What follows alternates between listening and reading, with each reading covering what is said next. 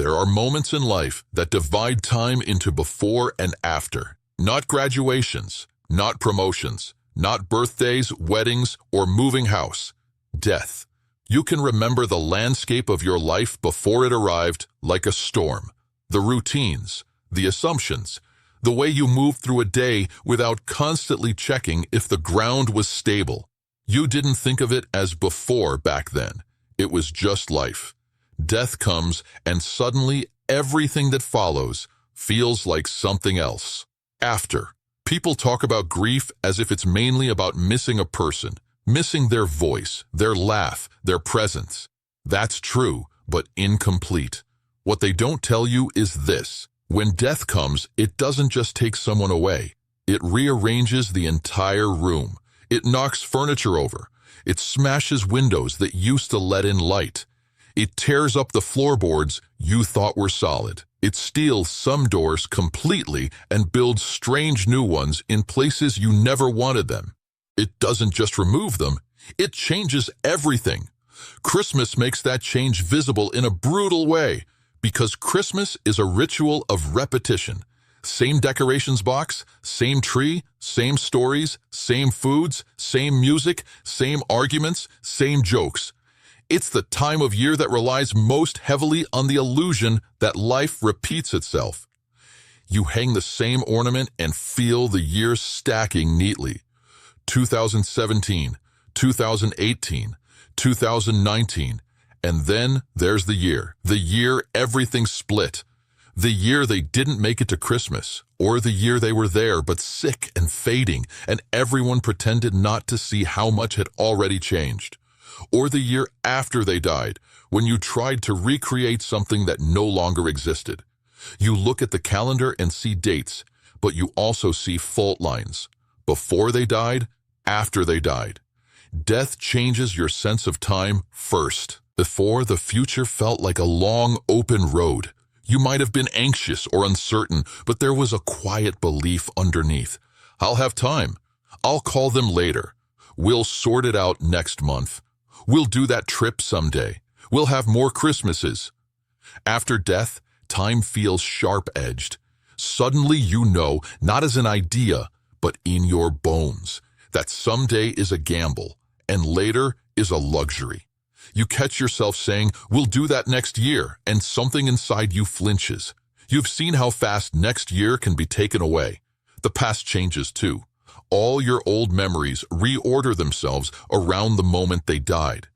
Everything becomes, that was 2 years before. That was the Christmas when they were still fine before we knew. That was the last time we were all together and had no idea it was the last. You rewatch your own life like footage from a documentary about a disaster, noticing the small details that foreshadowed what you didn't see at the time. Death changes relationships, not just the one you had with the person who died, but the web around them. Someone was the glue of the family, the one who organized gatherings, smoothed over arguments, remembered birthdays, insisted people show up. When that person dies, the glue goes with them. Suddenly, Christmas plans become complicated. People bicker about whose house to meet at, or whether to meet at all. Old conflicts, once held in place by that person's diplomacy or sheer presence, start to float to the surface. You realize how much they were holding together, quietly. Or maybe the person who died wasn't the organizer, but the center, the parent everyone rotated around, the grandparent whose presence made the day count, the partner who made a house feel like home. Without them, everyone is still technically there, but the energy is off. Conversations feel thinner. Laughter feels forced. People leave earlier. Someone sits in their chair and you feel an irrational flash of anger, as if the fabric should be reserved for their ghost. You might find yourself resenting people you never resented before. The sibling who copes by avoiding the subject, the relative who makes everything about themselves. The friend who stays silent because they're afraid of saying the wrong thing. You might become closer to people you never expected. The cousin who quietly checks on you. The friend who doesn't try to fix you, just lets you talk. The stranger in a support group who knows more about your inner world than some family members do. Death redraws your map of who is really there for me. Sometimes that hurts almost as much as the loss itself. Death changes the room you live in. Literally, their chair, their side of the bed, their spot on the sofa. The space at the table where they sat every Christmas and made the same comment every year. Objects become charged. Their mug is not just porcelain. It's a small shrine. Their coat hanging on the hook is not just fabric. It's an argument between reality and your refusal to believe it. Their handwriting on an old Christmas card suddenly feels like a message from another world. Clearing their things feels like a crime. Leaving everything untouched feels like a lie. Death changes your identity. You don't realize how much of yourself was built around them until they're gone. You were someone's child, even if you were 50. Someone's partner, even if the relationship was complicated. Someone's sibling, even if you fought like enemies. Someone's best friend, even if you didn't talk every day. The role doesn't vanish completely, but it mutates. You become the one whose mother died, the widow, the widower, the son without a father, the friend who lost someone. It sneaks into the way people look at you, the way they talk to you in soft tones, the way they tiptoe around certain topics. You feel older. Even if your age hasn't changed much, grief ages you. You look at people your age who haven't lost anyone significant yet and think, you have no idea how fragile this is. You sit at Christmas and feel like you're in two worlds, the one everyone else is in and the one where you've seen behind the curtain. Death changes your body. Sleep becomes strange. You wake at odd hours. You have dreams where they're alive and wake up shattered because for a few seconds you believed it was still before. Your appetite shifts, too much or nothing at all. Your chest feels tight when you least expect it. You might get sick more often. Your immune system is tied to stress, and grief is extreme stress in slow motion. You might feel exhausted just by existing through another December. Death changes your belief in fairness. There are stories we tell ourselves to make sense of things. Good people get good outcomes. Everything happens for a reason. If I love hard enough, I won't lose them. Bad things happen, but not like that. Not to us. When death comes in a way that feels wrong, the wrong age, the wrong order, the wrong circumstance, those stories crack. You can still choose to believe in something larger, in God, in a pattern, in meaning. But the belief is no longer naive. It carries scars. At Christmas, when songs talk about peace, joy, and miracles, a part of you might think, where was the miracle then? Where was the peace when we were watching them fade? Where is the joy in this empty chair? You might feel disconnected from traditions that used to comfort you. You might go through the motions and feel nothing. You might skip them altogether and feel even worse. Death changes how you see other people's happiness. You don't necessarily begrudge them joy, but you are painfully aware that what they have is not guaranteed. You see a family laughing together in a Christmas advert and feel a mix of warmth and dread. You scroll past photos of big family gatherings and feel both longing and fatigue. You hear someone complain casually about an annoying parent or partner and feel a flash of anger. At least they're still there. Death changes what you consider a bad day. Traffic, queues, small arguments, delayed parcels, disappointing gifts, these used to feel big. Now they are noise. You might still react, but there's a part of you that watches from the distance thinking, you have no idea how small this is. That can make you more patient with other people's flaws. It can also make you less tolerant of pettiness. You find yourself quietly stepping back from drama, from manufactured crises, from people who thrive on chaos. You simply don't have the bandwidth. Death changes how you answer simple questions. How are you? How are the holidays? Any plans for Christmas? There's no way to answer honestly without sinking the conversation. I'm surviving. Christmas was weird and hollow. My main plan is to get through this without falling apart. So you pick one of the stock phrases. I'm fine. It was okay. Just a quiet one this year. You learn to live with a double story, the one you tell out loud, and the one you carry alone. Death changes your concept of home. If the person who died was the center of your sense of home, then no physical place fully feels like home anymore. The house can be the same. The walls, the furniture, the smells, the layout. But without them, something is missing that you can't replace. You can move, redecorate, start again. But the old definition of home, a person, not a place, stays with you like a shadow. At Christmas, this is particularly sharp. Home used to mean going to them.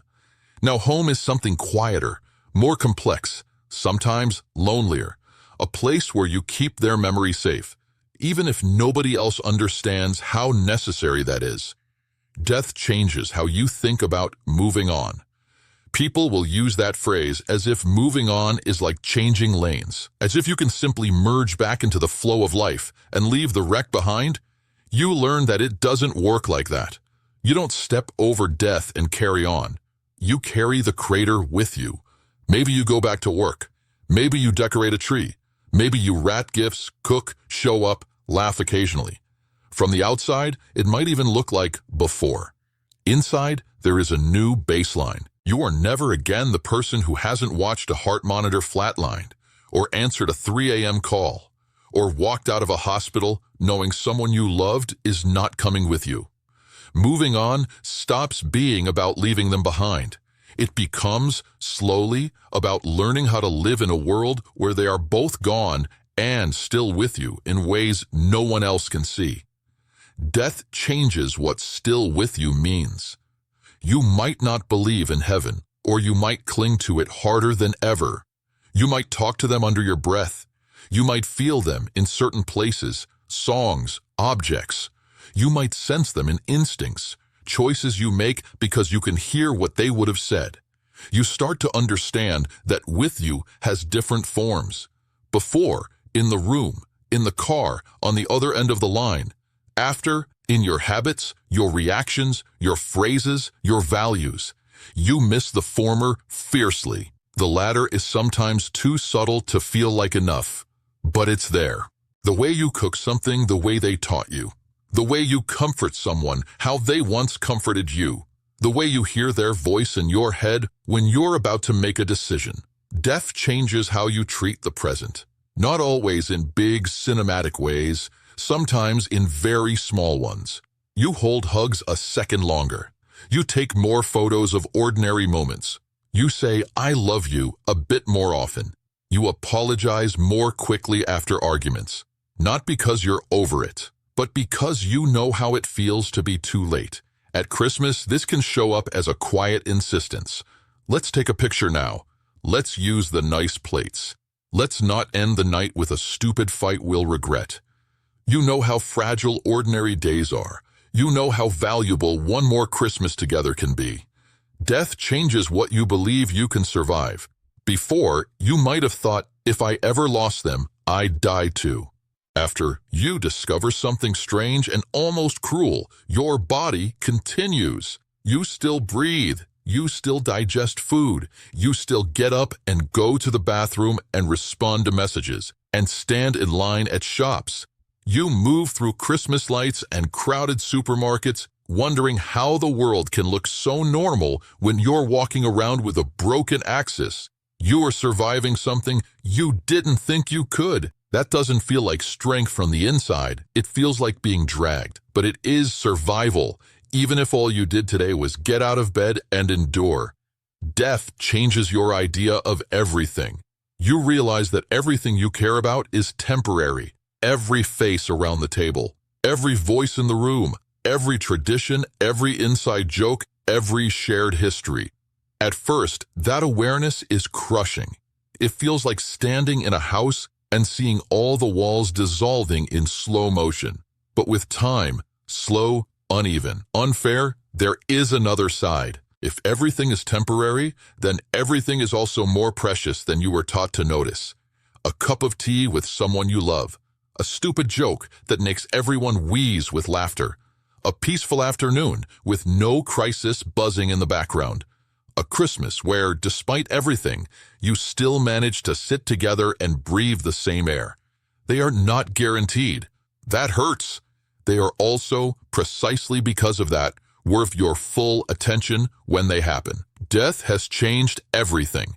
Your calendar, your family, your sense of self, your idea of home, your relationship with Christmas, your understanding of love. You did not choose this change. You did not need this lesson. You did not deserve this perspective. You would give it back if you could have them back, but you can't. So you do the only thing left. You live in a world altered beyond your consent, carrying a person you love in a form that cannot hug you back. You let yourself acknowledge without sugarcoating that nothing is the same. And you allow for the possibility, not the obligation, not the pressure, just the possibility that within this after, you are still allowed small pockets of ease, of warmth, of even joy without betraying them. You are not honoring them only when you suffer. You are also honoring them when you embody what they gave you. The way they loved, the way they showed up, the way they laughed, the way they cared. This Christmas, when you feel the sharp contrast between before death and after death, you don't have to pretend it's fine. You can say quietly inside yourself, "Death changed everything. I hate that. I miss you. Nothing feels the way it used to. But I am still here, still moving through this new version of life, carrying you with me in ways I'm still learning to understand. Everything has changed, including you. And somehow, in that changed self, tired, cracked, older in ways no one sees, there is still a heartbeat. That heartbeat is proof that even when death changes everything, it does not get the final say on whether love continues. It does, in grief, in memory, in how you live the days and Christmases that came after.